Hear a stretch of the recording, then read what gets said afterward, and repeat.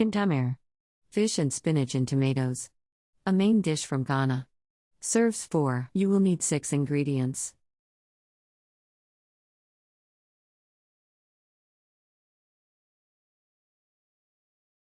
Step 1. Heat the oil in a large skillet or heavy pot, then sauté onions and pepper together.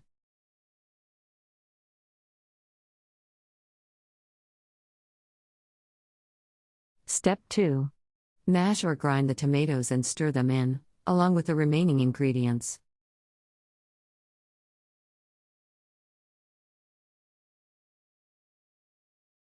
Step 3. Cook at a moderate temperature for 15 minutes, or until fish is tender and flaky. If there is too much oil on the surface for your liking, skim some off with a spoon. Step 4. Serve kentumere with cooked plaintain or rice.